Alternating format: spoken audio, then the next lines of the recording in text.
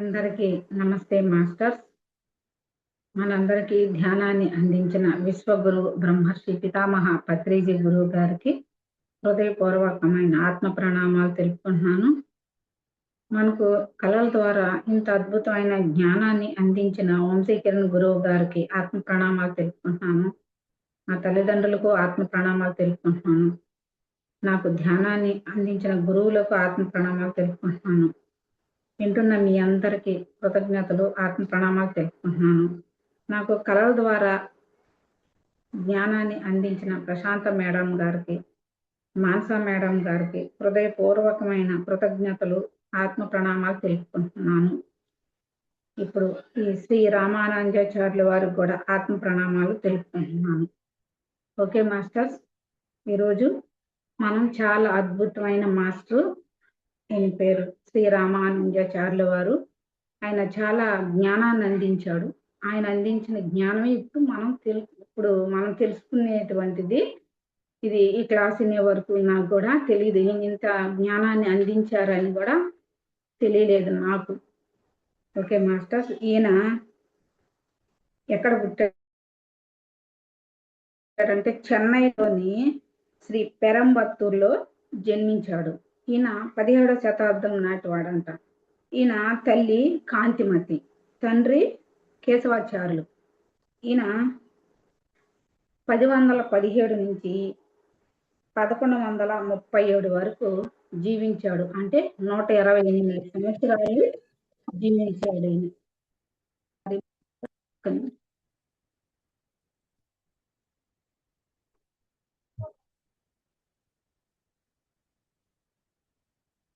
ఈయన 120 సంవత్సరాలు జీవించాడు.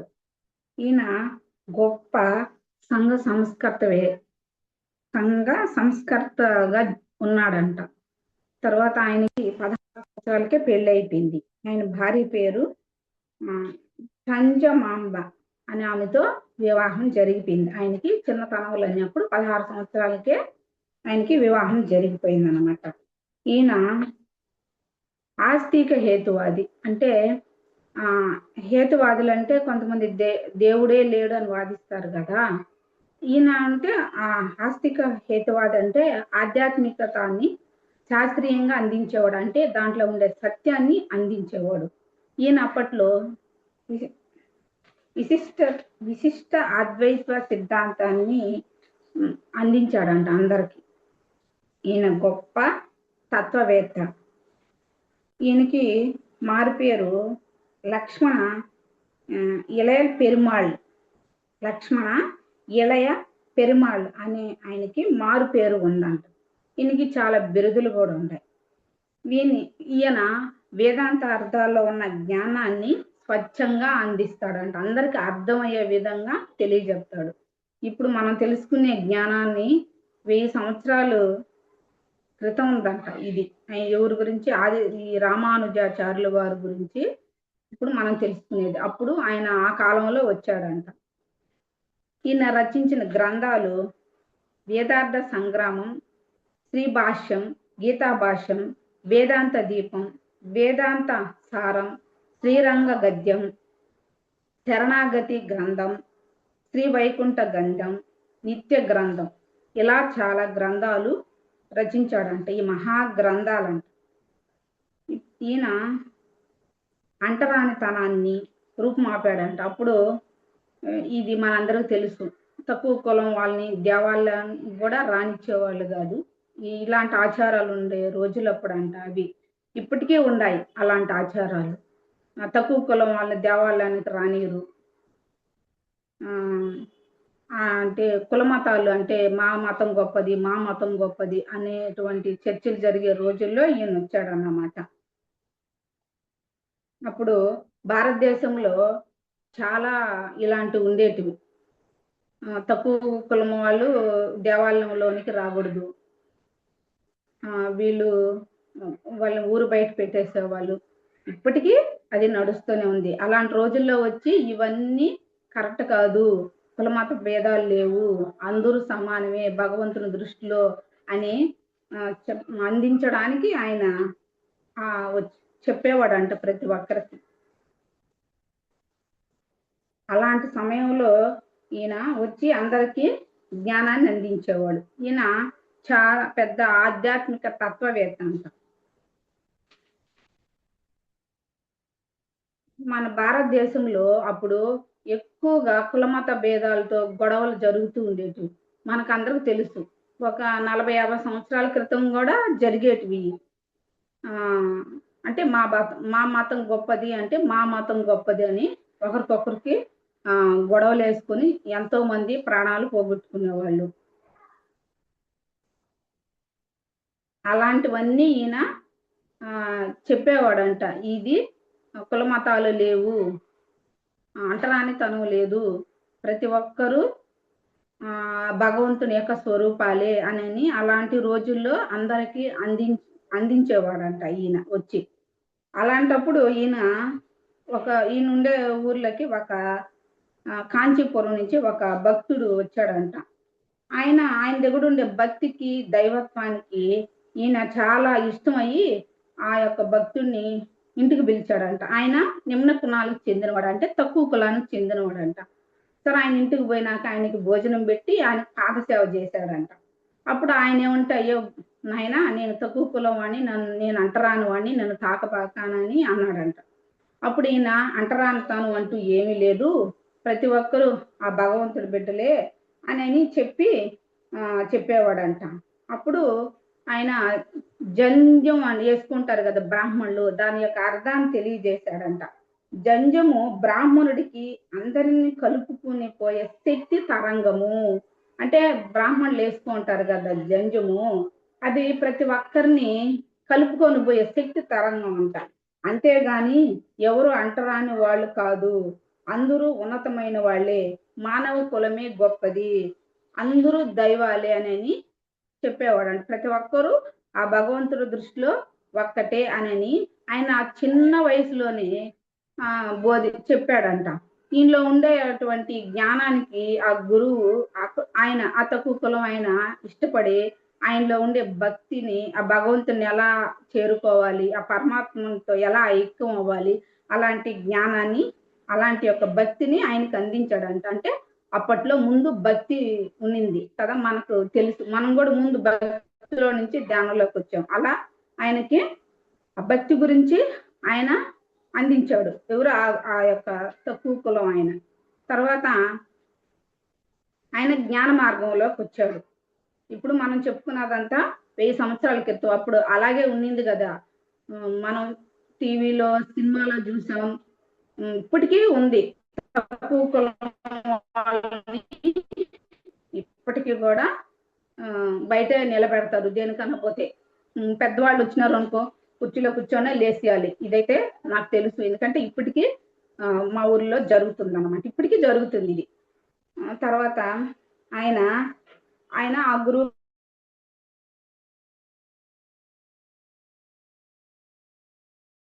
కాడ నేర్చుకున్నారు. తర్వాత గురువు ఎవరంటే తిరుమంత్రం నేర్చుకోవడానికి వెళ్ళాడంట. తిరుమంత్రం అంటే ఓం నమో నారాయణ ఈ మంత్రం. అప్పట్లో మంత్రం అంటే అది ఒక తెలుసుకోవాలంటేనే గురువు కాడకు పోతే ఎన్నో సార్లు తిరిగితే వాళ్ళు అది కూడా చెవులో చెప్పేవాళ్ళంట. అలాంటి రోజులంట అవి.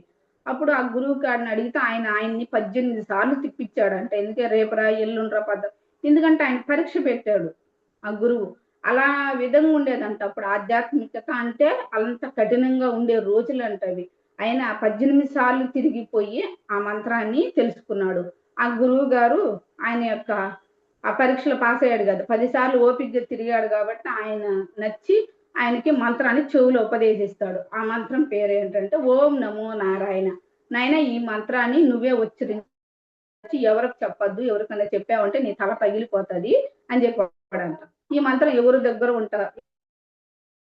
దగ్గర ఉంటదో వాళ్ళకి మోక్షం వస్తది.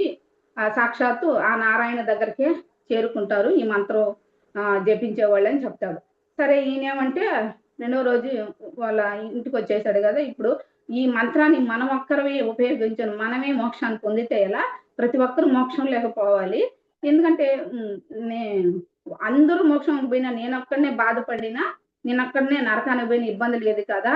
అని ఆలోచనతో ఆయన ఆ ఊర్లోకెళ్ళి, ఆ ఊర్లో వాళ్ళందరిని పిలిచి ఆయన ఒక గుడి ఎక్కి పైకి మైకి తీసుకొని అందరిని రమ్మని నేను ఒక మంత్రాన్ని బోధిస్తాను, మీ అందరికి మోక్షం కలుగుతుంది అని చెప్పేసి ఈ మంత్రాన్ని ఆయన పబ్లిక్ గా ఆ గుడి మీదకి ఎక్కి చెప్పాడంట. ఓం నమో నారాయణ, ఈ మంత్రాన్ని జపిస్తే మీరు మోక్షాన్ని పొందుతారు అని.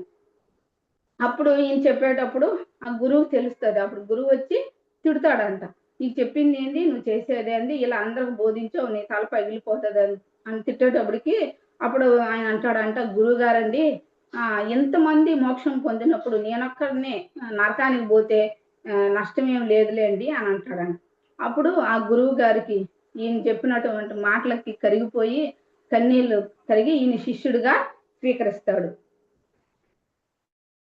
తర్వాత ఆ గురువు కాడ జ్ఞానం తెలుసుకున్న తర్వాత యాదవ ప్రకాష్ అనే గురువు దగ్గరికి మళ్ళీ వస్తాడు. ఎందుకంటే ఆయన దగ్గర జ్ఞానాన్ని అందుకున్నాడు. ఎలా ఉండేదంటే ఆ రోజుల్లో ఉపనిషత్తులు వేదాలన్నీ తప్పుగా ప్రచారం జరిగేటవంట. కానీ ఈ ఉపనిషత్తులు వేదాలు అనేటు తప్పు కాదు, వాళ్ళకి అర్థం కాక ఆ దేశ మానకాల పరిస్థితులు బట్టి వాళ్ళు చెప్పేవాళ్ళు అన్నమాట. అంటే చూడు, భగవద్గీతలో కృష్ణుడు చాతుర్వర్ణం మా సృష్టం గుణకర్ణ విభాగస్య అని అన్నాడు. దాన్ని అంటే కృష్ణ భగవానుడి వర్ణాలు సృష్టించాడు, అలాగే అంటే కులమతాలు పెట్టాడు అని వాళ్ళందరూ ఆ కులమతాలని ఇలాగే ఉండాలి, వాళ్ళు ఆ కులం వాళ్ళు, వీళ్ళు ఈ కులం వాళ్ళు అని చెప్పేసి చెప్పేవాడంట ఆయన. ఎలా అంటే ఆ రోజుల్లో కులమతాలతో గొడవలు పడి ఎంతో మంది ప్రాణాలు పోగొట్టుకునేవాళ్ళు అన్నమాట. అట్లాంటి పరిస్థితులు, అంటరానితనం ఎక్కువగా ఉండేది. మనం ఎన్నో సినిమాలో చూసాం, సీరియల్లో కూడా తెలుసుకొని ఉన్నాం. నేనైతే అంబేద్కర్ సీరియల్ చూసినప్పుడైతే ఎట్లా ఉంటుందండి, కనీసం తాగడానికి నీళ్ళు ఇవ్వరు, వాళ్ళు తాకినటువంటి పెన్న కానీ బాక్సులు కానీ కనీసం బుక్స్ కూడా తాకరన్నమాట. అంత భయంకరమైన రోజులు అవి. మన భారతదేశంలో ఎంతో జ్ఞానం ఉండదు, కానీ ఆ జ్ఞానాన్ని ఉపయోగించుకోలేక ఇప్పుడు మనం ఇలాంటి పరిస్థితుల్లో ఉన్నాం అన్నమాట.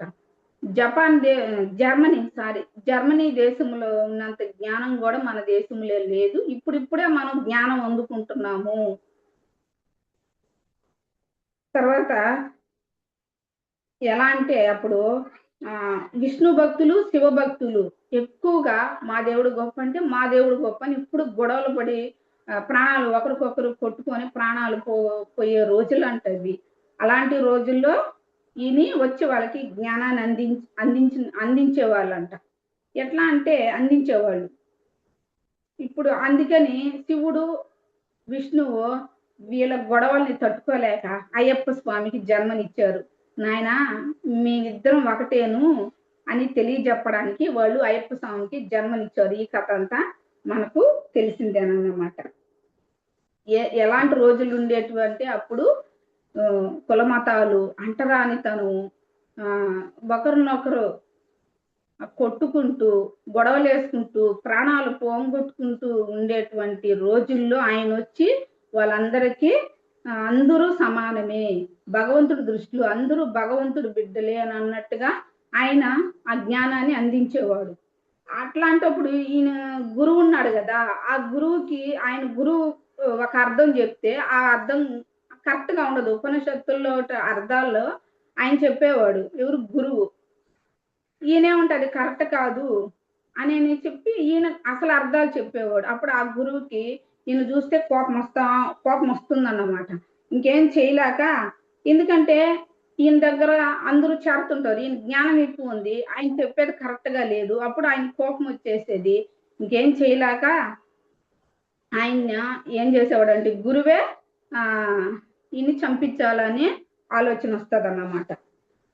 అప్పుడు ఏం చేస్తారంటే ఈయన్ని చంపాలని అనుకున్నప్పుడు సాక్షాత్తు వరదరాజుల స్వామి ఆయన భార్య వచ్చి ఈయన కాపాడి వేరే దగ్గరికి తీసుకొని వెళ్ళిపోతారు అన్నమాట. వేరే దగ్గర ఆయన పెట్టేస్తారు.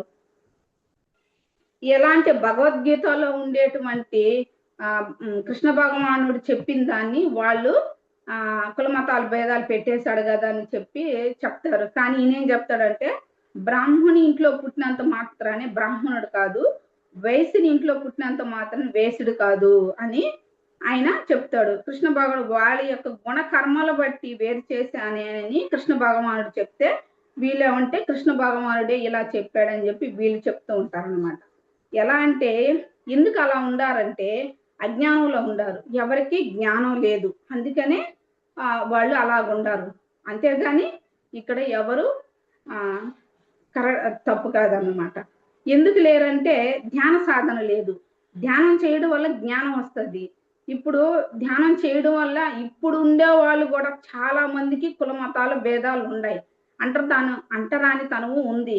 ఎందుకంటే ధ్యానం ఎప్పుడు అయితే చేశారో అప్పుడు వాళ్ళల్లో నేను ఆత్మనే, నా ఎదుటున్న వాళ్ళు ఆత్మే, నేను భగవంతుడి నుంచి వచ్చాను, వాళ్ళు భగవంతుడి నుంచి వచ్చారని ఎప్పుడైతే అర్థమైందో అప్పుడు కుల మత భేదాలు తగ్గిపోయినాయి. ఇప్పుడు ధ్యానం చేసే వాళ్ళకి తగ్గున్నాయి, కానీ బయట జీవించే వాళ్ళకి మాత్రం ఇప్పటికీ ఉన్నాయి వాళ్ళ లోపల అన్నమాట. అంటే ప్రజాస్వామ్య రాజ్యం వచ్చిన తర్వాత కొన్ని దగ్గర తగ్గినా కానీ వాళ్ళ లోపలైతే ఉండే. ఎందుకంటే నేను చాలా మందిని గమనించాను. మేము బయటికి పాంప్లెట్లు ఇవ్వడానికి పోయినప్పుడు బ్రాహ్మణ్స్ దూరం చేరి పాంప్లెట్ తీసుకుంటారు. అంటే అంటే చూస్తానే వాళ్ళకి అర్థమైపోతుంటది అనమాట. వేరే వాళ్ళు వీళ్ళు తాగకూడదు మనము అని దూరం జరిగిపోతుంటారు. ఇప్పుడు మా ఊర్లో కూడా ఊర్లోకి వెళ్ళిపోతే ఇప్పటికి కూడా రెడ్లు వస్తే మంచం మీద కూర్చోకూడదు. దేవాలయాలకు పోతే వాళ్ళు లోపల దేవుడి కాడ పోయి దండం పెట్టుకుంటే తక్కువ కులం వాళ్ళు బయట దేవుడికి దండం పెట్టుకోవాలి. అక్కడే ఆయనకి పూజలు పునస్కారాలు ఏవైనా చేసుకోవాలన్నమాట. ఇవన్నీ దగ్గరుండి నేను చూసేదాన్ని. అందుకని ఇప్పటికీ ఉన్నాయి కొన్ని ఊరుల్లో, చాలా ఊరుల్లో ఉన్నాయి. కొన్ని టౌన్లో జీవించే వాళ్ళకు కూడా కొంతమందికి ఉంది, కొంతమంది ఏమీ పట్టించుకోవడం లేదన్నమాట. ఇలాంటి రోజుల్లో ఆయన ఎంతో అద్భుతమైన జ్ఞానాన్ని అందించి ఆ యొక్క ఉపనిషత్తుల్లో, ఆ యొక్క వేదాల్లో ఉండేటువంటి అర్థాలను తెలియజేసి ఎంతో మందిని మార్చారు. ఒకసారి నిత్య జ్ఞానం అనంత బ్రహ్మ అనే టాపిక్ జరుగుతూ ఉంది. అప్పుడు ఏం చేస్తాడంటే ఈయన ఆ యొక్క అర్థాలని ఆయన కరెక్ట్ గా చెప్పడు ఆయన గురువు. అప్పుడు ఈయన ఏం చేస్తాడంటే దానిలో ఉండే బ్రహ్మతత్వాన్ని గురించి చెప్తాడు. బ్రహ్మతత్వం అంటే మనకు తెలుసు కదా, పుడతానే బిడ్డ ఎలా ఉంటాడు ఏమి తెలీదు. తర్వాత వాళ్ళ యొక్క గుణాలు వస్తాయి, ప్రకృతి నుంచి గుణాలు వస్తాయి. అలాంటి ఒక అర్థాలని ఆయన చెప్పేవాడు అన్నమాట. ఇట్లా ఆయన అందరికీ ఆయన పండితులకి నచ్చేవాడు కదా ఆయన. అంటే వాళ్ళు వేదాల్లో ఉండే అర్థాలు వాళ్ళకి అర్థమైంది చెప్పేవాళ్ళు. ఎందుకంటే వాళ్ళకి జ్ఞానం లేదు కాబట్టి. ఈయనకి అర్థమయ్యేది చెప్పడం వల్ల ఎవరికి ఆయన నచ్చేవాడు కదా. అందుకని చాలా మంది ఈయన పైన హత్యా ప్రయత్నం కూడా చేసేవాళ్ళు అన్నమాట. అట్లా ఆ గురువు కాడి నుంచి కాపాడుతారు కదా వరదరాజుల స్వామి వేరే దగ్గర పెడతారు. ఎలా అంటే ఆయనకు ఒకటి అర్థమైంది ఏంటంటే వేదాలన్నీ పొల్యూట్ అయిపోయినాయి. బ్రహ్మసూత్రాలు, ఉపనిషత్తులు ఇవన్నీ పొల్యూట్ అయిపోయినాయి కాబట్టి వీటన్నిటికీ మనం సరైన అర్థాలు రాయాలి అనే ఒక ఆలోచనతో ఆయన అనుకున్నాడు. ఎలా అంటే ఇప్పుడు అన్నమాచార్యుల కీర్తనలో చూడండి వాక్యం ఏమని ఉంటుందంటే జ్ఞానం యజ్ఞం ఈ గతి, జ్ఞానం యజ్ఞం ఈ గతి. ఇది ఒక కీర్తన. దీని అర్థం ఏమిటంటే మనలో ఉన్న అజ్ఞానాన్ని కత్తులతో కోసి పడేయాలి అని, యజ్ఞంలో కోసి పడేయాలని ఒక అర్థం ఆ కీర్తనకి. కానీ అది అర్థం కాక అందరికి ఏమైందంటే కోళ్ళు మేకల్ని కోసేశారు. అట్లా అక్కడ ఉండే వేదాల్లో ఉండే అర్థానికి, కీర్తనలో ఉండే అర్థానికి తెలియక వాళ్ళకి ఏది అర్థమవుతుందో అది చెప్పేవాళ్ళు అన్నమాట. ఎందుకంటే అక్కడ వాళ్ళకి జ్ఞానం లేదు కాబట్టి అలా చెప్పేవాళ్ళు అన్నమాట. అట్లా ఆయన ఎంతో మందికి జ్ఞానాన్ని అందిస్తూ అంటరానితనాన్ని మాపుతూ కులమత భేదాలు లేవని చెప్తూ లింగ భేదాలు అంటే స్త్రీ పురుషులు అనే తేడాలు కూడా లేవని అందరికీ జ్ఞానాన్ని అందిస్తూ వెళ్ళేవాడు ఆయన. తర్వాత ఆయన 3వ గురువు దగ్గరకు చేరుకున్నాడు. ఆయన పేరు యమునాచార్యులు వారు. ఆయన చాలా మంచి గురువు. సరే ఆయనకి శిష్యుడిగా పోదామని పోయేటప్పటికి ఆయన చనిపోయాడు. ఈయన పోయేటప్పటికి ఆయన చనిపోయాడు అనమాట. అప్పుడు ఆయన చనిపోయేటప్పుడు 3 వేళ్ళు ముడుచుకొని చనిపోయాడు. అంటే మనం బాబా సినిమాలో చూసాం కదా, రజనీకాంత్ 3 ఏళ్ళు ముడుచుకొని ఏది కోరుకుంటే అది నా దగ్గరకు వస్తుంది వస్తుందని ఆ సినిమాలో ఆ విధంగా ముద్ర వేసుకొని ఈయన చనిపోయాడు అనమాట. ఆయన ఏం చేశాడంటే రామానుజాచార్యులు ఆ యొక్క ముద్రానికి 3 సిద్ధాంతాలు కనుక్కుంటాను అని ఆ యొక్క గురువు పైన ప్రమాణం చేశాడంట. ఆయన అందించినటువంటి జ్ఞానాన్ని ఇప్పుడు మనం అందుకుంటున్నాం. ఒకటి, వైష్ణవ సాంప్రదాయాలకు సంకేతమైన పంచ సంస్కార కర్మ దివ్య ప్రబోధన శరణాగతితో కూడిన మత ప్రతిపాదనలను ప్రచారం చేయాలని ఈ 3 కర్తవ్యాలని పెట్టుకున్నాడు ఆయన. ఆ రోజు నుంచి ఈ 3 అందరికి తెలియజెప్పాలని ఆ రోజు నుంచి ఆయన పెట్టుకున్నాడంట. 2, వేదాంతాలకు మూల స్తంభమైనటువంటి వేదాంత సూత్రాలు సరికొత్త వ్యాఖ్యలను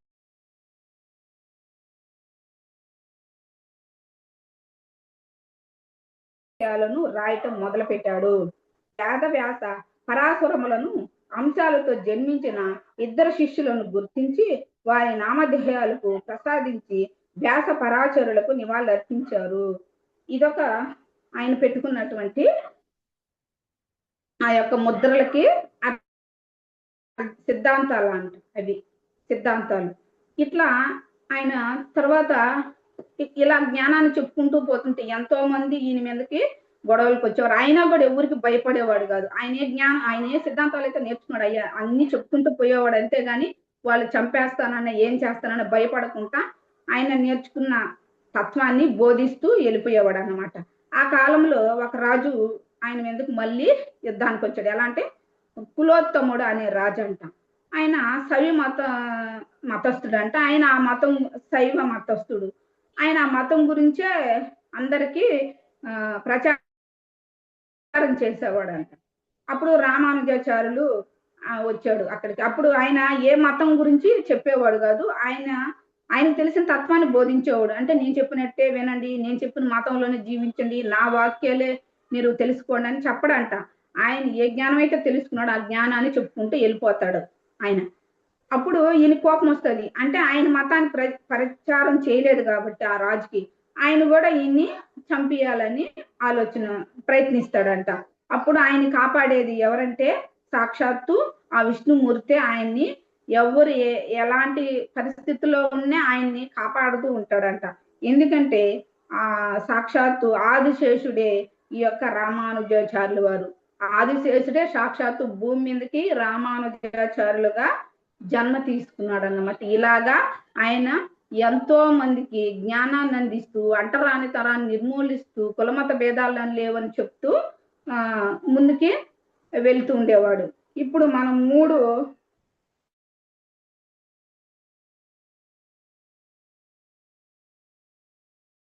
సిద్ధాంతాలు చెప్పాడు, తెలియజేశారు. ఓకే మాస్టర్స్, ఇంత అద్భుతమైన జ్ఞానాన్ని నాకు అందించినటువంటి మేడంకి, మాస్టర్స్కి అందరికీ థ్యాంక్ యూ.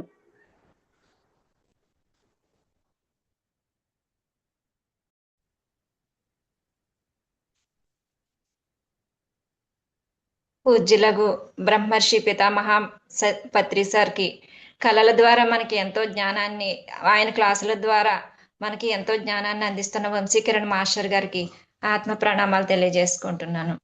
అలాగే నాకు ఈ అవకాశం ఇచ్చిన మానస మేడం గారికి, ప్రశాంత మేడం గారికి, ఇక్కడున్న ప్రతి మాస్టర్కి కూడా నేను ధన్యవాదాలు తెలుపుకుంటున్నాను. ఎంతో మంది ఇతను చేసే తర్కాలకి, ఈ రామానుజాచార్యులు చేసే బోధనలకి ఇష్టపడక ఎంతో మంది చంపాలని అతని మీద కుట్రలు ఎన్నో చేసినా కూడా ఆ శ్రీ మహావిష్ణువే చివరికి వచ్చి కాపాడుతూ ఉండేవాడు. ఎందుకంటే ఆదిశేషుడే ఈ శ్రీ రామానుజుడిగా ఈ భూమి మీద అవతరించారు కాబట్టి. ఇప్పుడు 1000 సంవత్సరాల క్రితం ఆయన ప్రతిపాదించిన ఒక 3 పాయింట్స్ గురించి మనం చెప్పుకుందాం. 1, ప్రస్తుతం సాంప్రదాయంగా కొనసాగుతున్న ఆచార వ్యవహారాలు ఛాందసంగా మారి సామాజిక పురోగతికి అడ్డుగా మారక మునిపే వాటిని గుర్తించి సమాజ శ్రేయస్సుకై వాటిని మానడమో మార్చడమో చేయడమే ఆచార్యులు అంటే గురువుల యొక్క విధి అని ప్రతిపాదించాడు ఆయన. అంటే ఇప్పుడు సమాజంలో చాలా చాలా మనకి ఆచార వ్యవహారాలు ఉంటాయి. వాటిని కొంతమంది తెలియకనే పాటించేస్తూ ఉంటారు. ఏంటి ఈ ఆచారం ఎందుకు వచ్చింది అని అంటే, ఏమో మా పెద్దలు చెప్పారు మేము పాటించాము, కాబట్టి మా పిల్లలు కూడా పాటించేయాలి అని చెప్తా ఉంటారు అనమాట. అంటే కారణం ఏంటో తెలీదు, ఎందుకో ఏంటో కూడా వాళ్ళకి అర్థం కాదు. కాకపోయినా కూడా పాటించాలి అన్న ఉద్దేశంతో ఉంటారు. చాలా ఇప్పుడు కూడా మనకి మూఢాచారాలు అలాంటివి చాలా ఉన్నాయి కొన్ని కొన్ని ప్రాంతాల్లో. కానీ శాస్త్రంలో ఉంది, మేము చేసేస్తున్నాం అని చెప్తారనమాట. కొంతమంది ఏం చేస్తారు, ఇది ఖచ్చితంగా చేయవలసిందే, ఇలాగే చెయ్యాలి మీరు అని చెప్పేసి వాళ్ళు ఆ, ప్రతిపాదించేస్తూ ఉంటారు. ఖచ్చితంగా మీరు ఆర్డర్స్ పాస్ చేసేస్తూ ఉంటారు, కానీ అది ఎందుకో వాళ్ళకే అర్థం కాదు. అటువంటివి మా ఏం చేయాలి ఆచార్యులు గురువులు, వీటిని మార్చ మార్చ కొన్ని మానిపించాలి, కొన్ని మార్చాలి అని చెప్తున్నారు అనమాట. రెండోది ఏంటంటే, దేవుణ్ణి పూజించడం, మోక్షాన్ని సాధించడం మానవుడిగా ప్రతి ఒక్కరి జన్మ హక్కు. మనం ఏ దేవుణ్ణి పూజించినా అది ఒక హక్కు. ఎందుకంటే అది ఆ హక్కుని ధిక్కరించే అధికారం ఎవరికీ లేదు. దేవుని దృష్టిలో అందరూ సమానులే. కులమత తారతమ్యాలను పరిశీలించి అర్థం చేసుకోవడం ఒక మహత్వం. అంటే మా కొంతమంది చూడండి, నువ్వు గుడికి వెళ్ళొద్దు, ఈ గుడికి వెళ్ళొద్దు, ఆ గుడికి వెళ్ళొద్దు అని చెప్తా ఉంటారు. కొంతమంది ధ్యానం మానేయమని కూడా చెప్తా ఉంటారు. కానీ అది ఆ హక్కు ఎవ్వరికీ లేదు. అది ప్రతి మానవుడి హక్కు. భగవంతుణ్ణి పూజించడం అనేది, ధ్యానించడం, మోక్షాన్ని సాధించడం అనేది ఒక హక్కు. అది ఇక్కడ కులమత తారతమ్యాలు పరిశీలించాలి. ఎందుకంటే ఎవరి పద్ధతిలో వాళ్ళు, కొంతమంది ప్రార్థన చేస్తారు, కొంతమంది నమాజ్ చేస్తారు. అలా వారి మనం మేమే గొప్ప, మేము పూజలు చేసే వాళ్ళమే గొప్ప, వాళ్ళు ప్రార్థన చేస్తారు తక్కువ, లేదంటే వాళ్ళు ఏమంటారంటే మా దేవుడే గొప్ప, పూజలు చేస్తారు నరకానికి వెళ్ళిపోతారు. ఇలాంటివన్నీ ఒకరికొకళ్ళు ఇవి ఇక్కడ అక్కడ ఏమవుతాయి, ఈ యుద్ధాలు జరుగుతూ ఉంటాయి, గొడవలు వచ్చేస్తూ ఉంటాయి. ఇక చాలా చోట్ల మనం మీడియాలో చూస్తూ ఉంటాం కదా. కానీ అలాంటి తారతమ్యాలను అర్థం చేసుకోవడం ఒక మహత్యం అంటున్నారు. వైషమ్యాలను పెంచుకోవడం, ఇలాంటి గొడవల్లోకి వెళ్ళడం, యుద్ధాలు చేయడం అనేది ఒక మూర్ఖత్వం. అది ఈయన ప్రతిపాదించాడు అనమాట. ఈ రామానుజాచార్యులు ప్రతిపాదించాడు, అలాంటివి చెయ్యకూడదు, ఒకరినొకళ్ళు పరిశీలించుకోవాలి, ఎవరి పద్ధతిలో వాళ్ళు ఉండొచ్చు, అది వాళ్ళ హక్కు. అది మూడవది, గురువులు చెప్పినదంతా నిజమని గుడ్డిగా నమ్మవలసిన అవసరం లేదు. నాకు వారు చెప్పినదంతా తర్కానికి గురి చేసి అది తప్పో ఒప్పో నిర్ణయించుకోవడం పాపం కాదు. గురువు చెప్పాడని చేయవలసిన అవసరం లేదు. ఇక్కడ అంటే గురువు చెప్పింది చెక్ చేసుకోవాలి. అంటే మనకి భగవంతుడు జ్ఞానం ఇచ్చాడు కదా, ఒక్కొక్క మాస్టర్ ఒక్కొక్క రకంగా చెప్తారు. అన్ని పాటించేయాలా? ఒక మాస్టరు ఏమంటారు, మౌన ధ్యానం కరెక్ట్ అంటారు. ఒక మాస్టరు సంగీతంతో ధ్యానం కరెక్ట్ అంటారు. అది మనకి మనం ఏది చేయగలము, అది మనకి ఏది బాగుంటుంది అది మనం చేసుకోవచ్చు, అదేమీ తప్పు కాదు. కాకపోతే కొంతమంది గురువులు కొన్ని మనకి వాళ్ళలో ఉన్న కొన్ని మూర్ఖత్వంగా ఆర్డర్స్ పాస్ చేస్తూ ఉంటారు అనమాట. వాళ్ళు చెప్పిందే కరెక్టు, వాళ్ళు చెప్పిందే చెయ్యాలి అన్నట్టుగా ఎదుటి వాళ్ళని ప్రతిపాదిస్తూ ఉంటారు.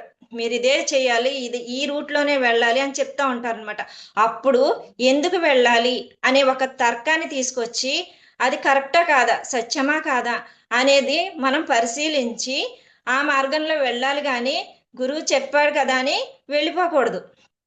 కొంతమంది లోక కళ్యాణం కోసం చెప్పే గురువులు ఉంటారు, వాళ్ళు చెప్పింది చెయ్యొచ్చు. ఏదంటే మనకి ఏది మంచి జరుగుతుంది అంటే, ఇప్పుడు 10 మందికి మేలు జరిగేది చెయ్యొచ్చు, ఏదైనా సరే ధర్మం ప్రకారం మనం వెళ్ళొచ్చు.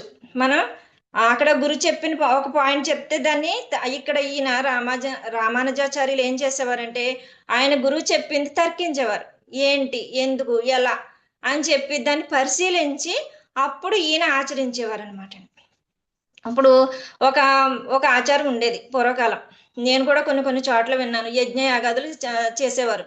చేసినప్పుడు అన్ని వేల్చడం అంటారు, అన్ని ద్రవ్యాలని రావి కొమ్మలు అన్ని వేల్చేవారు. లాస్ట్కి అన్ని బలి చేసేవారు, అందులో వేసేవారు. అలా వేయడంలో ఒక ప్రాణాన్ని కూడా వేయాలి అనే ఒక ఆచారం, దురాచారం ఉండేది. అందులో ప్రాణంతో ఉన్న ఒక మేకను తీసుకొచ్చి ఆ యజ్ఞంలో వేసేసేవారంట. అది గిలగిల్లాడుతూ ఆ మంటల్లో కాలి చనిపోయేది. అది దురాచారం. అది తర్కించారు రామానుజాచార్యులు. అది చాలా తప్పు. ఒక ప్రాణిని తీసుకెళ్లి యజ్ఞంలో వేస్తే అది మంచి జరుగుతుంది అనడం అనేది అది కరెక్ట్ కాదని చెప్పి దాన్ని ఖండించారు, ప్రతిపాదన తీసుకొచ్చారు. అటువంటి బలిదానాలు గట్ట చేయకూడదు అని చెప్పేసి. ఏదైనా సరే ఒక గురువు చెప్పినప్పుడు అది కరెక్టా కాదా అనేది నిర్ణయించుకోవడం మనలోనే ఉంటుంది. అక్కడ ఎవరు, you are the boss for your decision. అక్కడ నిర్ణయం తీసుకున్నలో నీకు నువ్వే బాస్వి, నీకు నువ్వే యజమానివి. కాబట్టి నువ్వే డెసిషన్ అనేది నువ్వు తీసుకో. అంతేగాని చెప్పారు కదా అని, అంటే లోక కళ్యాణం కోసం చెప్పే గురువుల మాట మాత్రం మనకి మన ఆత్మ ఉన్నత స్థితికి ఎదగడం కోసం మన గురువులు ఎన్నో చెప్తున్నారు కదా. మనం పాటించి మనం ఆత్మస్థితిని ఉన్నతంగా చేసుకుంటున్నాము. అంటే ఇక్కడ మనం పాటించవచ్చు. అంటే అన్ని చోట్ల ఒకేలా ఉండదు. కొన్ని చోట్ల మూర్ఖంగా చెప్తారు. మేం గురువులు అంటారు. రకరకాల మూఢనమ్మకాలకి ఆజ్యం పోస్తూ ఉంటారు కొంతమంది గురువులు. అటువంటి వాటివి చేసినప్పుడు మనం ఆలోచించి చెయ్యాలి, లేదా ఖండించాలి, తర్కించాలి. రామానుజాచార్యులు ఇక్కడ అదే చేసేవారు. తర్వాత ఇక్కడ సమాజ శ్రేయస్సు ముఖ్యం. వ్యక్తిగత శ్రేయస్సు కన్నా సమాజ శ్రేయస్సే ముఖ్యం. ఇక్కడ ఓం నమో నారాయణ అన్న మంత్రం గురువు గారు చెప్పినప్పుడు రామానుజాచార్యులు ఏం చేశారు, గుడి పైకి ఎక్కి అందరినీ పిలిచి, బహిర్గతం చేయకూడదని గురువుగారు చెప్పినా కూడా అందరూ స్వర్గానికి వెళ్ళాలన్న ఆలోచనతో ఇది సమాజానికి ఉపయోగపడుతుంది, నేను ఒక్కడిని నరకానికి వెళ్ళినా పర్వాలేదు అని చెప్పి గుడి పైకి ఎక్కి గట్టిగా మీరందరూ అనండి అని వాళ్ళందరికీ బోధించినప్పుడు గురువుగారు ఏమంటారు, అప్పుడు నువ్వు నాకు నచ్చావు, అందరి శ్రేయస్సు కోరుతున్నావు. కోప్పడతాడు ఫస్ట్. ఏంటి నువ్వు, నేను చెప్పింది ఏంటి, నువ్వు చేస్తున్నది ఏంటి అని అన్నప్పుడు, అందరూ స్వర్గానికి వెళ్ళినప్పుడు నేను ఒక్కడిని నరకానికి వెళ్తే తప్పే ఉంది, అందరినీ స్వర్గానికి పంపుతున్నాను కదా ఈ యొక్క మంత్రాన్ని చెప్పి, ఇది నాకు చాలా సంతోషంగా ఉంది గురువుగారు అన్నప్పుడు గురువుగారు మనసు ద్రవించిపోతుంది. అది కరెక్ట్ అనమాట. అంటే అది లోక కళ్యాణం కోసం ఆయన ఉపయోగించాడు. అందరినీ స్వర్గానికి తీసుకెళ్లాలన్న ఉద్దేశంతో తన నరకానికి వెళ్ళడానికి సిద్ధపడ్డాడు. అందుకనే ఇలాంటివన్నీ చేసిన వల్లనే రామానుజాచార్యులు 1000 సంవత్సరాలైనా మనందరికి మధ్యన సజీవంగా ఉన్నారు. ఇప్పుడు రామానుజాచార్యులకి శ్రీనివాసునికి మధ్య ఉన్న సంబంధం గురించి తెలుసుకుందాం. అసలు ఈ శంకు చక్రాలని ఎలా అందించాడు రామానుజాచార్యులు అన్నది అంతకుముందు గతంలోకి వెళ్దాం. గతంలోకి వెళ్ళినప్పుడు ఇక్కడ తొండమాన్ చక్రవర్తి ఒకసారి యుద్ధానికి వెళ్తూ ఆయుధాలు అడిగాడు శ్రీనివాసుడిని. శ్రీనివాసుడు యుద్ధానికి ఆయుధాలు ఇచ్చాడు, శంకు చక్రాలతో సహా యుద్ధానికి వెళ్ళినప్పుడు తొండమాన్ చక్రవర్తికి ఇస్తాడు. ఈ తొండమాన్ చక్రవర్తి యుద్ధం అయిపోతుంది, వచ్చేస్తాడు. వచ్చేసిన తర్వాత ఈ యొక్క ఆయుధాలు ఏవైతే ఉన్నాయో వాటిని నేను ఉంచుకుంటాను శ్రీనివాస, నా దగ్గర నేను నీ జ్ఞాపకార్థం నేను ఉంచుకుంటానని చెప్పి అంటాడు. సరే నువ్వు కొంతకాలం ఉంచుకో నీ దగ్గర అని చెప్పేసి శ్రీనివాసుడు అతనికి ఇచ్చేస్తాడు అనమాట. ఇచ్చేసిన తర్వాత తొండమాన్ చక్రవర్తి చనిపోతాడు. అవి కొంతకాలం పక్కన ఉండిపోయిన తర్వాత అక్కడ కొంతకాలానికి శైవులకి వైష్ణవులకి విపరీతమైన గొడవలు జరుగుతాయి. గొడవలు జరిగినప్పుడు అక్కడ వైష్ణవులు సన్నగించిపోతారు, వాళ్ళు డౌన్ అవుతారు. ఈ శైవులు ఎవరైతే శివభక్తులు ఎవరైతే ఉన్నారో వాళ్ళని నెగ్గుతారు అనమాట. అక్కడ జరిగిన కొట్లాటల్లో వాళ్ళు ఆ గొడవ ఎందుకు జరిగింది అని అంటే, ఈ యొక్క తిరుపతి ఏదైతే ఉందో అది విష్ణువుకు సంబంధించింది కాదు, శివుడికి సంబంధించింది. అంటే ఈ తిరుపతి మాది, ఇక్కడ అమ్మవారు ఉండాలి, శివాలయం ఉండాలి, అంతేగాని వెంకటేశ్వర స్వామిది కాదు అని వీళ్ళు మొత్తం మీద యుద్ధం జరుగుతుంది. జరిగిన తర్వాత ఈ శైవులు ఎవరైతే ఉన్నారో వాళ్ళు గెలిచి దాన్ని అంతా ఆక్రమిస్తారు.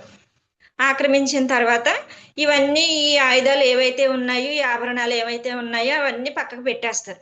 పక్కకు పెట్టేసి శివుణ్ణి ఆరాధిస్తూ ఉంటారు. అక్కడ అమ్మవారి కింద శక్తిని పెట్టి అక్కడ ఆ, జంతు బలి ఇస్తా ఉంటారు. జంతు బలి ఇచ్చినప్పుడు ఆ మనకి మేకల్ని గట్ట కోసినప్పుడు చూడండి, కొబ్బరికాయ కొట్టినప్పుడు నీళ్ళు ఎలా వస్తాయి అలాగా వాటి యొక్క పీకి తెగినప్పుడు ఎంతో రక్తం కారిపోతా ఉంటది. అదంతా వెళ్ళేలాగా అక్కడ ఒక రుద్రకుండం అనేది ఏర్పాటు చేస్తారు. దాని నిండా రక్తం ఆ పేరుకుపోయి ఉంటది అనమాట. అది చూస్తాడు ఆది శంకరాచార్యులు వెళ్ళినప్పుడు, ఇది కరెక్ట్ కాదు, ఈయన శ్రీనివాసుడు ఉండడమే ఇక్కడ కరెక్టు, ఇదే మనం సమర్థించాలి అని చెప్పేసి అక్కడ ఒక రాజు ఉంటాడు. ఆ రాజు పేరు యాదమరాజు. ఆ యాదమరాజు దగ్గరికి వెళ్తాడు. ఇది విష్ణుమూర్తికి సంబంధించింది, ఇది వైష్ణవ దేవాలయం, ఇక్కడ ఇటువంటి బలులు జరగకూడదు మీరు, కాబట్టి ఇవన్నీ ఆపేయండి అంటే దీనికి కారణాలు చెప్పమంటారు. ఇది వైష్ణవులదే అని చెప్పడానికి కారణం ఏంటి అని అడుగుతాను. ఎక్కడెక్కడి నుంచో పురాణాలు ఇతిహాసాల్లో నుంచి ఆధారాలన్నీ వాళ్ళతో తర్కించి తర్కించి తర్కించి చాలా రోజులు పోరాటం చేస్తాడు. ఇతనికి తెలిసినవన్నీ కూడా ప్రూఫ్లు అన్నీ చూపిస్తాడు. లాస్ట్కి యాదవరాజు అనడు ఏమని అంటాడంటే, ఆ ఓకే, ఇంతకాలం నువ్వు పోరాడావు కాబట్టి ఒప్పుకుంటున్నావు, కానీ మాకు ఒక ప్రత్యక్ష ప్రమాణం కావాలి. ఒక ప్రత్యక్ష ప్రమాణం నువ్వు చూపిస్తేనే మేము ఒప్పుకుంటాం. మేము ఈ గుడిని మేము ఇక్కడ శైవారాధన మేము మానేస్తాము, నీకు ఇచ్చేస్తాము, తిరుపతిని నీకు ఇచ్చేస్తామని చెప్తారనమాట. అప్పుడు అతను ఏం చేస్తాడంటే, ఎంతమంది మాస్టర్స్ ఉన్నారో అక్కడ, ఎంతమంది దేవీ దేవతలు ఉన్నారో వాళ్ళవన్నీ కూడా ఆభరణాలన్నీ బంగారంతో చేయించి శ్రీ రామానుజాచార్యులు గర్భగుడిలోకి తీసుకొస్తాడు. తీసుకొచ్చి అక్కడ పెట్టి తలుపు వేసేస్తాడు. బయటకు వచ్చి తలుపు వేసేసి, అయ్యా వెంకటేశ్వర, ఇంతవరకు నేను చేశాను, ఇక మీదట ప్రత్యక్ష ప్రమాణం అనేది నువ్వు చేయవలసిన పని, నువ్వు చేయవలసిన పనిని నువ్వే చేయాలి, కానీ నేను చేయలేను, కాబట్టి నువ్వేం చేసుకుంటావో అంతా నీ చిత్తం తండ్రి అని చెప్పేసి వెళ్ళిపోతాడు. వెళ్ళిపోయి ఉదయాన్నే మంత్రులు అందరూ కూడా వస్తారు అక్కడికి, పండితులు ఊరందరూ వచ్చి ఆ తలుపులు అందరు ఎదురుగుండా ప్రత్యక్ష ప్రమాణం ఏం కనపడుతుందా అని ఆసక్తిగా తలుపులు తీస్తారనమాట. తలుపులు తీస్తున్నప్పుడు ఈ యొక్క ఆభరణాలు ఏవైతే ఉన్నాయో అందులో నుంచి శంకు చక్రాలు ఒక్కటే శ్రీనివాసుడు తీసుకున్నట్టుగా శ్రీనివాసుడి చేతుల్లో పైన ఇలా ఇలా పట్టుకొని చక్రం శంకులు ఇలా పట్టుకొని ఉంటాయన్నమాట. అది చూసి నమ్మి సరే అయితే అని చెప్పేసి ఆయన ఆ గుడిని ఆయనకి ఇవ్వడం జరిగిందనమాట ఆ రాజు. తర్వాత ఇక మీదట మరి ఇలాంటి రుద్ర కుండాలు ఏర్పడకుండా, ఇటువంటి జంతు బలులు ఏర్పడకుండా మీరు ఇక్కడ ప్రతిపాదన చేయాలి, పటిష్టం చేయాలి, ఇక్కడ ఒక వ్యవస్థ అనేది ఒకటి అనేది నిర్మించాలని చెప్పేసి కొన్ని రూల్స్ తీసుకొచ్చాడు శ్రీరామానుజాచార్యులు. ఏమిటంటే, ఎప్పుడు కూడా అభిషేక సమయంలో శంకు చక్రాలు కానీ తిరునామం ఉంటుంది, ఆయన పెట్టుకునే తిరునామం పెద్దది, కళ్ళు సగం పైన కప్పేసి ఉంటుంది అనమాట, అవి తీయకూడదు. ఒకవేళ అభిషేక సమయంలో తీయవలసి వస్తే తిరునామాన్ని తగ్గించి తీయాలే తప్ప పూర్తిగా తీయకూడదు. నెక్స్ట్ వక్షస్థలం మీద అమ్మవారిది ఒక స్టాంప్ ఉంటుంది, ఆ స్టాంప్ని కూడా ఆయన చేయిస్తాడు, అది కూడా తీయకూడదు ఎట్టి పరిస్థితిలో వీటిని. మళ్ళీ ఇంకోటి ఏంటంటే ఇలాంటి తర్వాత ఒక వ్యవస్థ, ఏకాంగి వ్యవస్థ, జీయర్ వ్యవస్థ, ఇలాంటి వ్యవస్థలని, అంటే అక్కడ పాలనా వ్యవస్థలు అనమాట. వీళ్ళు ఇలా పాలించాలి, ఇలా పౌరోహిత్యం చేసేవారిది ఆ కమిటీ వ్యవస్థని కొంతమందిని తయారు చేసి అక్కడ పటిష్టం చేశాడు అతను.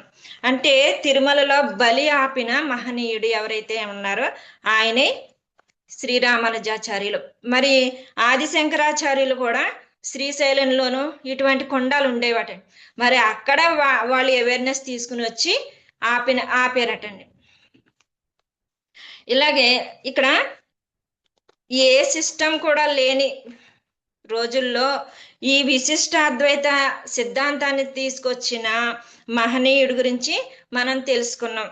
అందుకే ఈయన ఒక అన్నమాచార్యుల కీర్తనలో ఏమనంటారంటే,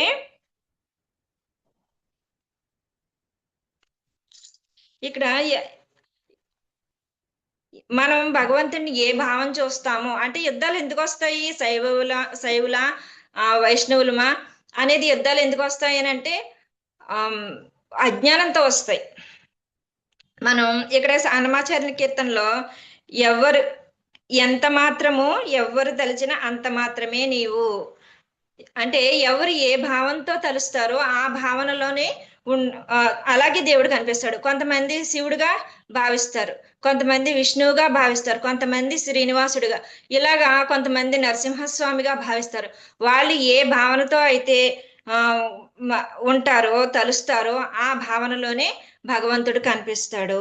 అంతేగాని యుద్ధాలు అజ్ఞానంతో వస్తాయి. అక్కడ భావనలు వేరయ్యి అక్కడ కొట్లాటలు జరిగి మరి అక్కడ జంతుబలి అనేది జరిగింది. అది భావన అనేది మనలోనే ఉంది. కాబట్టి ఇక్కడ ఆత్మ 2 రూపాల్లో ఉంటుంది. ఎగ్జాంపుల్కి కొంతమందికి ఈ భావనలు ఎలా ఉంటాయి అని అంటే, వెంకటేశ్వర స్వామి దర్శించాలంటే మనం ఏం చేస్తాం? భౌతికంగా మనం చూస్తాం, క్యాలెండర్లోను తిరుపతి వెళ్ళినప్పుడు ప్రతి చోట వెంకటేశ్వర స్వామి ఐడియాలు ఎలా ఉంటుంది అని అంటే, ఇలాగ మనకి ఒక పూలదండ పెట్టినట్టు శంకు చక్రాలు ధరించి ఒక పట్టు పీతాంబరాలతోటి ఉంటాడు. కానీ మనం ధ్యానంలో కానీ స్వప్నంలో కానీ కనపడ్డప్పుడు ఆయనకి అదే అచ్చుగుద్దినట్టు అలాగే కనిపించమంటే కనిపించడు. ఇక్కడ ఎలాగంటే మనోమయ కోసంలో ఎలా కనిపిస్తాడు? మనకి బయట ప్రతి విగ్రహం ఒకేలా ఉంటుంది. వెంకటేశ్వర స్వామి అంటే ఇలాగే ఉంటాడు అనేది మనకి ఫిక్స్ అయిపోతాం. కానీ మనోమయ కోసంలో ఏ రూపంలోనైనా రావచ్చు. ఇక్కడ స్వప్నం గురించి చెప్పినప్పుడు సారు నాకు ఎన్నో రూపాల్లో కనిపించాడని చెప్తున్నారు. ఏంటంటే ఒక రైతు రూపంలోనూ, ఒక వ్యాపార రూపంలోనూ, ఒక యువకుడి రూపంలోనూ కూడా నాకు కనిపించాడు అని చెప్తున్నారు. నాకు కూడా ఒక పెద్దగా నాకు కూడా వెంకటేశ్వర స్వామి దర్శనం అయితే అయింది ఒకసారి. ఇలాగే నేనే క్లాస్ చెప్పాను. ఆ రోజు క్లాస్ చెప్పినప్పుడు తిరుపతి నేను రాలేకపోతున్నాను, ఎంత ప్రయత్నించినా కూడా. నేను తిరుపతి రాలేనప్పుడు నువ్వే నా దగ్గరికి రావచ్చు కదా అని ధ్యానం చేసుకుని పడుకున్నప్పుడు ఆ స్వామి 7 అడుగులు 8 అడుగులు ఉంటారు, చాలా లావుగా ఉన్నారు. గోల్డ్ షర్ట్ గోల్డ్ ప్యాంట్ వేసుకొని ఒక బెంచ్ మీద కూర్చొని మీటింగ్ లో అందరికీ కూడా గైడెన్స్ ఇస్తున్నారు, మీరు ఇది చేయండి, మీరు ఇది చేయండి అని. నేను ఒక 10 సంవత్సరాల పాపగా ఉన్నాను, నన్ను ఎత్తుకొని తన ఒళ్ళో కూర్చోబెట్టుకున్నారు. నేను అనుకున్నా, నాకు అక్కడే అవేర్నెస్ వచ్చింది, ఈయన వెంకటేశ్వర స్వామి అని చెప్పి నేను ఎంతో మనసులో ఒక ఆనందం, ఆత్మానందానుభూతికి లోనయ్యాను. మెలకు వచ్చిన తర్వాత కూడా మరి ఒక 2 సంవత్సరాలు అవుతుందండి ఈ డ్రీమ్ వచ్చి, 1.5 సంవత్సరాల పైన అవుతుంది. కానీ నేను ఇప్పటికీ కూడా నేను మర్చిపోలేకపోతున్నాను. అలాగే మన చర్మచక్షుతో చూసేది ఒకలా ఉంటుంది, మనోచక్షుతో చూసేది వేరేలా ఉంటుంది. చర్మచక్షుతో చూసేది మనం ఇక్కడ హనుమంతుడు ఇలానే ఉంటాడు, రాముడు ఇలానే ఉంటాడు, సీతమ్మ ఇలానే ఉంటుంది అని అనుకుంటాం. కానీ ధ్యానంలో మనకి రకరకాల దర్శనాలు, మనకి రకరకాల రూపాల్లో కనిపిస్తూ ఉంటారు. లక్ష్మీదేవి మనకి నేను ధ్యానంలో కూర్చునేటప్పటికి ఎంతో మంది ఆడవాళ్ళు కనిపించినట్టుగా అనిపిస్తూ ఉంటది. ఇటు వెళ్తున్నట్టు ఒకళ్ళు, అటు వెళ్తున్నట్టు ఒకళ్ళు. ఇది నిజమా కళ అనుకుంటాను. కానీ మాస్టర్స్ వాళ్ళు ఒకసారి నేను గంగాదేవితో అనుసంధానమై చేస్తున్నప్పుడు ఆవిడ పైట కొంగు దగ్గర 10 మీటర్ల పైట కొంగుతోని వైట్ కలర్ చీర కట్టుకొని కెరటాల మాదిరిగా పైట చెంగు ఊగుతున్నట్టుగా పరిగెడుతుంది ఆమె. నేను అనుకున్నా, ఈమె గంగమ్మ తల్లి అని చెప్పేసి ఆ ధ్యానంలోనే ఆమెను చూస్తూనే ఉండిపోయి ఏమీ మాట్లాడలేకపోయాను నేను. అలాగే ఎన్నో నాకు జరుగుతూ ఉంటాయి అనుభవాలు. అలాగే నేనే కాదు, ప్రతి ఒక్కరికి జరుగుతాయి. ఇది జరగాలంటే మనం ఏం చేయాలి? కనీసం మన వయసు ఎంత ఉందో అంత మనం ధ్యానం చేయాలి. అన్ని నిమిషాలు ధ్యానం చేసి పడుకునేటప్పుడు పడుకోవాలి. మధ్యరాత్రిలో మెలకు రావాలి అని అనుకోవాలి. ఖచ్చితంగా మనకి 2-2:30 ఆ టైంలో మనకి మెలకు వచ్చినప్పుడు 36 శ్వాసల్ని తీసుకోవాలి. తీసుకొని వెంకటేశ్వర నాకు కనిపించు అని మాస్టర్ని అడిగి మళ్ళీ 32 శ్వాసలు తీసుకొని మనం నిద్రపోవాలి. నిద్రపోయినప్పుడు ఖచ్చితంగా మనకి దర్శనం అనేది జరుగుతుంది. అప్పుడు మనకి మాయలు కొన్ని ఉంటాయి. మనం ఈ ఈ దైనందిన జీవితంలో ఎన్నో రకాల మాయల్లో ఉంటాము, ఎన్నో సమస్యల్లో ఉంటాం. అవన్నీ కూడా మబ్బు విడిపోయినట్టు విడిపోతాయి. నేను అనుభవాలు పొందున్నాను. నేను ఖచ్చితంగా చెప్పగలను. ఇది ప్రతి ఒక్కరూ కూడా ఇలాంటి అనుభవాలు మీరు కూడా షేర్ చేసుకోవాలి. అందరికీ అవుతాయి, అందరికీ దర్శనం రావాలి. ప్రతి ఒక్కళ్ళు కూడా ధ్యానం అనేది ఖచ్చితంగా చేయండి. తర్వాత ప్రహ్లాదుడు అంటాడు, కనులకు వెలుగువు నీవే కావా, కనబడు చీకటి మాయే కాదా, కనులకు వెలుగువు నీవే కావా, నిన్ను కనలేని జీవి బ్రతుకు వ్యర్థము కాదా దేవా, కనులకు వెలుగువు నీవే కావా. అంటే మన కనులకు వెలుగు ఎవరు? మనం ధ్యానంలో చేస్తున్నప్పుడు మనకు కనపడే వెలుగేంటి? ఆ పరమాత్ముడే, ఆ మహాదేవుడే ఆ వెలుగు. ఆ వెలుగు నువ్వే కదా. ఈ బయట కనిపిస్తుందంతా కూడా చీకటే కదా. మరి ఆ నిన్ను కనలేని జీవి బ్రతుకు వ్యర్థమే కదా. మరి నిన్ను చూడలేని బ్రతుకు అంటే ధ్యానంలో నిన్ను కాంచని బ్రతుకు వ్యర్థమే కదా. నిన్ను ధ్యానించాలి, నీతో అనుసంధానమై ఉండాలి, నా జీవితం నీకు అంకితం అవ్వాలి, సర్వస్వ శరణాగతి చేయాలి అని చెప్పేసి ఇక్కడ ప్రహ్లాదుడు అంత చిన్న వయసులోనే మనకు సందేశం ఇచ్చాడు. Thank you masters, thank you. ఈ అవకాశం ఇచ్చిన మానస మేడం గారికి, ప్రశాంత మేడం గారికి ధన్యవాదములు.